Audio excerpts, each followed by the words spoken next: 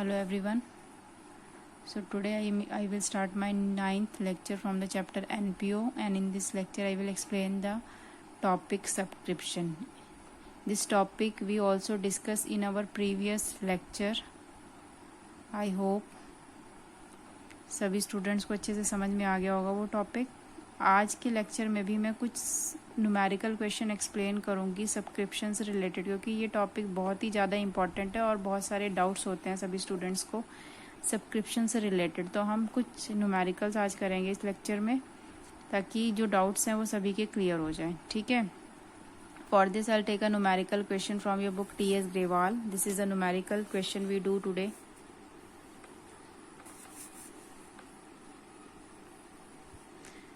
हाँ, आपकी बुक में सब्सक्रिप्शन के क्वेश्चन यहाँ से स्टार्ट हैं, लेकिन हम क्वेश्चन नंबर 19 करेंगे बिकॉज हम इजी लेवल से स्टार्ट कर रहे हैं, ताकि सभी बच्चों को जो इजीएस्ट वे है, या फिर बोल सकते हैं नॉर्मल क्वेश्चन से स्टार्ट करेंगे ताकि सभी को कंसेप्ट क्लियर हो जाए. ठीक है.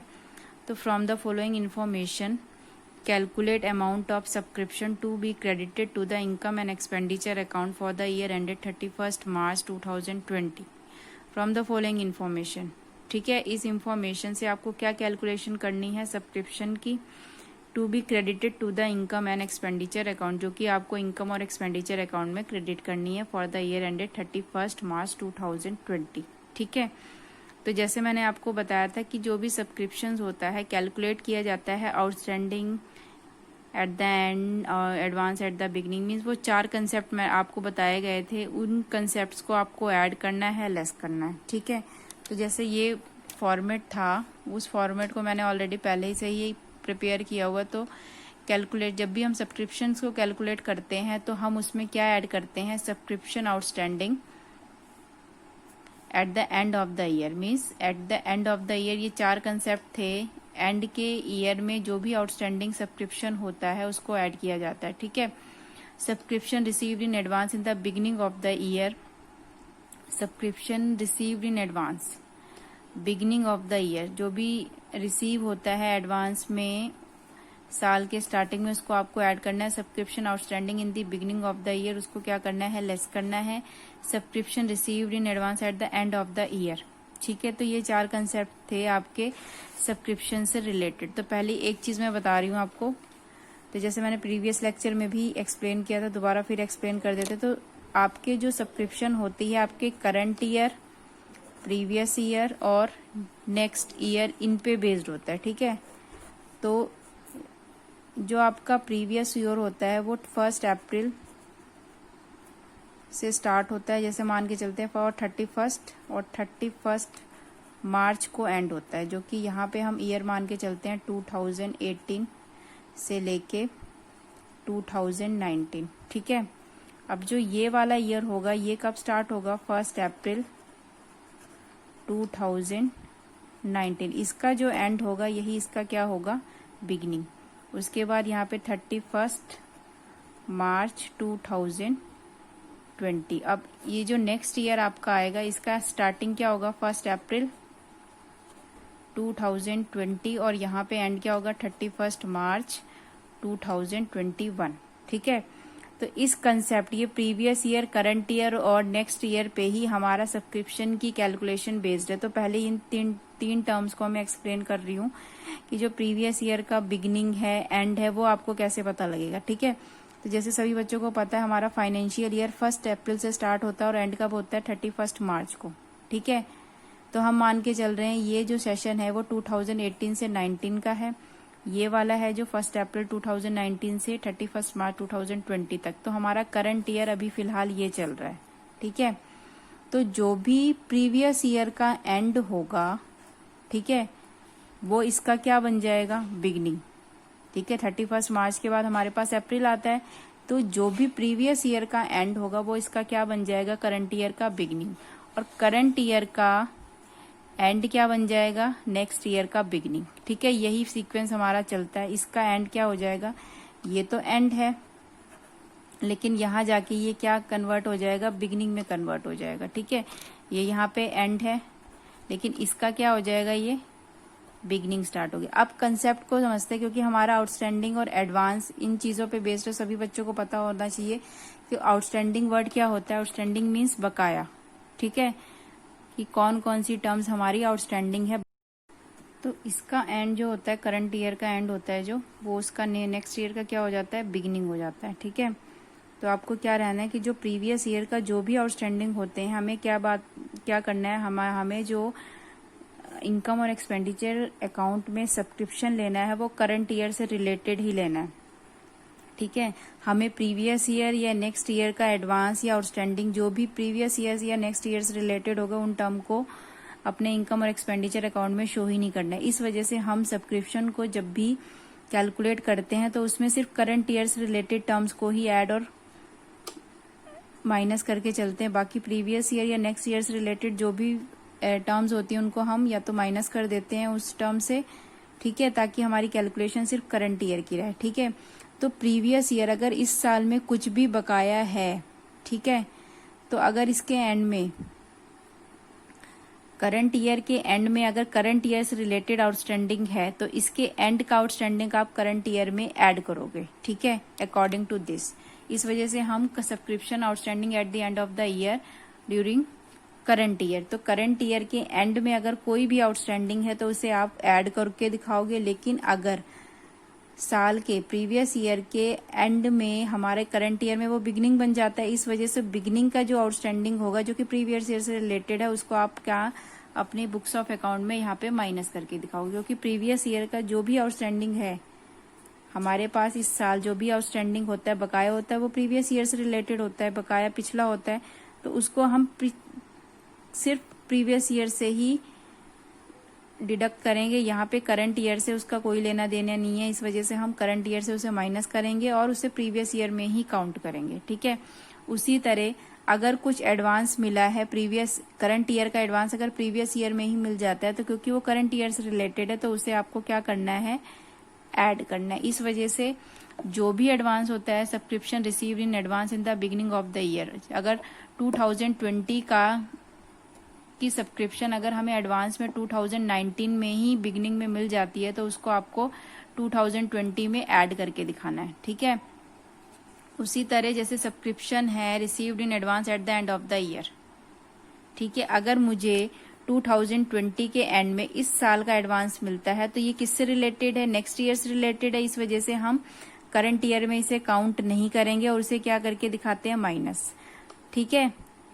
उसी तरह subscription outstanding in the beginning of the year, subscription outstanding in the beginning of the year, and वाला मीन्स इसी साल से रिलेटेड है, लेकिन जो पिछले साल का आउटस्टैंडिंग है बिगिनिंग का उसे हमें माइनस करके दिखाना है हमेशा करंट ईयर से, और एंड का हमें आउटस्टैंडिंग ऐड करना है, बिगिनिंग का आउटस्टैंडिंग माइनस करना है। उसी तरह बिगिनिंग का एडवांस है जो, ठीक है, वो क्या करना है, ऐड करना है, और एंड का एडवांस है वो क्या करना है, लेस करना है, ठीक है। तो आपको ये टर्म याद रखनी है कि आउटस्टैंडिंग अगर एंड का है तो बिगिनिंग का एडवांस ऐड करना है। उसी तरह आउटस्टैंडिंग अगर यहाँ एंड का ऐड किया है तो आप बिगिनिंग का आउटस्टैंडिंग क्या कर दोगे, लेस, और उसी तरह एडवांस है जो एंड का उसको क्या कर दोगे, लेस, ठीक है। तो ये 4 कंसेप्ट आपको याद रखना है जो कि प्रीवियस ईयर, करंट ईयर और नेक्स्ट ईयर पे बेस्ड है। प्रीवियस ईयर का एंड करंट ईयर में क्या बन जाएगा, बिगिनिंग, ठीक है, और करंट ईयर का एंड नेक्स्ट ईयर में क्या बन जाएगा, बिगिनिंग, ठीक है। इस वजह से हम बिगिनिंग और एंड में कंफ्यूज होने की जरूरत नहीं है, जो भी इसका आउटस्टैंडिंग होगा वो इसके करंट ईयर में बिगिनिंग बन जाएगा, इस वजह से हम इसको जो भी फॉर्मूला है उसमें माइनस करके दिखाते हैं, ठीक है। अब चलते हैं क्वेश्चन पे। तो क्वेश्चन में आपको ये टर्म दी हुई है सब्सक्रिप्शन, सिंपल क्वेश्चन ले रही हूँ ताकि सभी कंसेप्ट क्लियर हो जाए, क्योंकि आज स्टार्टिंग में आपके थोड़े से अलग लेवल के क्वेश्चन है। तो क्वेश्चन है, from the following information calculate amount of subscription to be credited to the income and expenditure account, ठीक है। तो 1 अप्रैल 2019, ये कौन सा ईयर है, हमारा प्रीवियस ईयर है, और जो हम जिस ईयर को के लिए कैलकुलेशन कर रहे हैं वो हमारा करंट ईयर जो कि 2020 है, ठीक है। तो अब ध्यान से देखना, सब्सक्रिप्शन इन एरियर, एरियर का मीनिंग होता है आउटस्टैंडिंग। तो 1 अप्रैल 2019 का जो सब्सक्रिप्शन है, ठीक है, वो आउटस्टैंडिंग है, कितना है, 50,000 है, ठीक है। उसके बाद subscription received in advance on 1 अप्रैल 2000। अब अगर ये मुझे तो 2019 में एडवांस रिसीव हुआ है तो ये कौन से ईयर का होगा? अगर मुझे 2019 में कोई एडवांस, जैसे यहाँ पे मान के चलते हैं, अगर ये 2019 में मुझे कुछ भी एडवांस मिलेगा तो ये इस साल से रिलेटेड तो नहीं होगा। ये किस साल से रिलेटेड होगा? करंट ईयर से, जो कि 2020 हम मान के चल रहे हैं। तो करंट ईयर का एडवांस आपको क्या करना है, यहाँ पे ऐड कर देना है। Subscription received in advance in the beginning of the year, ठीक है। तो उसको क्या करना है, ऐड, क्योंकि बिगिनिंग ऑफ द ईयर में कितना ही अमाउंट है, 30,000। तो यहाँ पे मैंने इसके जस्ट सामने 30,000 की अमाउंट लिख दी, फर्स्ट टर्म मिल गया। उसके बाद सब्सक्रिप्शन इन एरियर, 1 अप्रैल 2019 के कुछ सब्सक्रिप्शन आउटस्टैंडिंग है, बकाया है। कौन से ईयर का? 2019 का। तो अगर प्रीवियस ईयर का, अब 2019 का सब्सक्रिप्शन हमारा 2020 में, जैसे इसको मैंने बताया था 2019 था ये ईयर, इसका स्टार्टिंग का जो भी सब्सक्रिप्शन है वो नेक्स्ट ईयर में क्या हो जाएगा? अभी तक आउटस्टैंडिंग चल रहा है, लेकिन यहाँ पे एंड होने के बाद भी ये इसके बिगिनिंग में चला जाएगा। इस साल का बिगिनिंग का आउटस्टैंडिंग हो जाएगा। तो बिगिनिंग के आउटस्टैंडिंग को हम क्या करते हैं, बिगिनिंग के आउटस्टैंडिंग को हम लेस करते हैं, बिकॉज वो प्रीवियस ईयर से रिलेटेड है। इस वजह से इस 50,000 की अमाउंट को आपको क्या करना है, यहाँ पे लेस करके दिखाना है, ठीक है। उसके बाद है 31 मार्च 2020 सब्सक्रिप्शन इन एरियर। अब ये जो हमारा करंट ईयर चल रहा है, अगर इस साल का सब्सक्रिप्शन कोई भी आउटस्टैंडिंग है तो हमारे लिए, क्योंकि करंट ईयर से रिलेटेड, करंट ईयर का जो भी आउटस्टैंडिंग है हमेशा ही उसे क्या करना होता है, ऐड। तो subscription outstanding at the end of the year, end of the year ये 31 मार्च है और इसी साल का है, तो इसको क्या कर देना है आपको, 25,000 को यहाँ पे ऐड करके दिखा देना है। Subscription outstanding at the end of the year, that is 31 March 2020, ठीक है, 25,000। उसके बाद है सब्सक्रिप्शन रिसीव्ड इन एडवांस। अगर मुझे 2020 में कोई सब्सक्रिप्शन रिसीव हुआ होगा, अब यहाँ पे जैसे बात कर रहे हैं, अगर मुझे इस साल कोई सब्सक्रिप्शन रिसीव होगा तो वो 2020 से रिसीव का माना जाएगा। लेकिन अगर मुझे 2020 में कोई एडवांस रिसीव होगा तो वो कौन से ईयर का माना जाएगा, 2021 का। तो हमें कौन से ईयर के बेसिस, हमें किस करंट ईयर के बेसिस पे कैलकुलेशन करनी है, तो क्योंकि एडवांस हमारे पास आया है 2021 से रिलेटेड, तो उसको क्या करना है आपको, करंट ईयर से माइनस कर देना है, because this is not related to current year, ठीक है। तो यहाँ पे जो हमारा सब्सक्रिप्शन रिसीव्ड इन एडवांस है, जो कि किससे रिलेटेड है, subscription received in advance at the end of the year, जो कि हमें साल के अंत में ही रिसीव हुआ है, लेकिन कौन से ईयर से रिलेटेड है, नेक्स्ट ईयर से रिलेटेड है। इस वजह से हम उसको क्या कर देंगे, लेस। अमाउंट कितनी है, 70,000, तो यहाँ पे आप क्या कर दोगे, 70,000 को क्या कर दोगे आप यहाँ पे लेस, ठीक है। अब आगे अमाउंट है subscription receive during the year ended 31 March 2020। 31 March 2020 को टोटल सब्सक्रिप्शन रिसीव हुआ है ड्यूरिंग द ईयर। तो हम सबसे पहले जो सब्सक्रिप्शन रिसीव्ड होता है ड्यूरिंग द ईयर उसको यहाँ पे लिखते हैं, तो हमारी अमाउंट आ जाएगी यहाँ पे 3 लाख, ठीक है, क्योंकि ड्यूरिंग द ईयर 31 मार्च 2020 को हमें रिसीव हुआ कितना। अब इस 3 लाख में ही हमें ये सारी कैलकुलेशन करनी है, ठीक है। तो यहाँ पे क्योंकि हम इन्हें लेस कर रहे हैं तो ये वाली टर्म आपको ब्रैकेट में शो करनी, बिकॉज हमें ये दोनों ही टर्म क्या करनी है, माइनस, और ये दोनों टर्म क्या करनी है, प्लस, ठीक है। तो कैलकुलेशन करके देख लेते हैं। एक टर्म और गिवन है आपको क्वेश्चन के अंदर, subscription still in arrear, last में आपको दिया हुआ है subscription still in arrear for the year ended 2018 और 19। तो जो एरियर होता है मीन्स 2018 और 19 का, 2018 और 19 का जो ईयर था उसका 10,000 रुपये अभी तक आउटस्टैंडिंग चल रहा है, ठीक है। तो जो हमारा लास्ट का एंड का होता है ना ये एरियर, कौन सा, 31 March 2020 subscription in arrear means ये और कौन सी डेट का माना जाता है, ऑन दी डेट, ठीक है।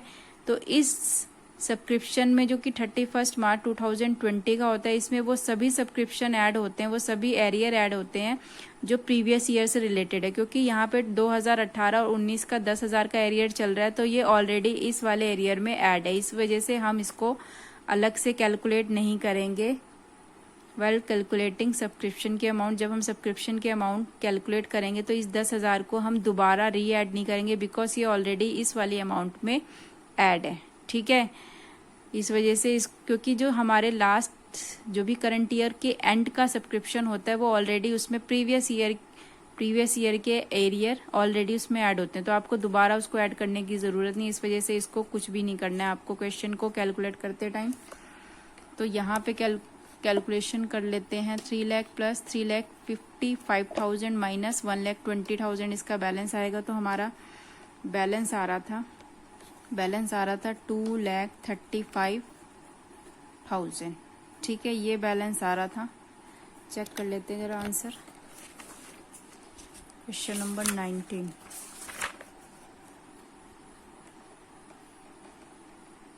ये रहा आपका आंसर 2,35,000 और हमारा भी आंसर यही आ रहा है। तो बस सिंपल सा टर्म है, आपको जब भी आप सब्सक्रिप्शन का क्वेश्चन करोगे तो अगर इस टाइप का क्वेश्चन है तो आपको फॉर्मेट में पहले ये चीज़ें लिख लेनी है, उसके बाद आप कैलकुलेशन करोगे तो बहुत ज़्यादा इजी हो जाता है। ठीक है, तो ये था आपका question regarding this term. I hope सभी बच्चों को अच्छे से समझ में आ गया होगा। 1-2 क्वेश्चन और न्यूमेरिकल हम करेंगे in next lecture. Do practice eight home like this type of numerical. Thank you so much.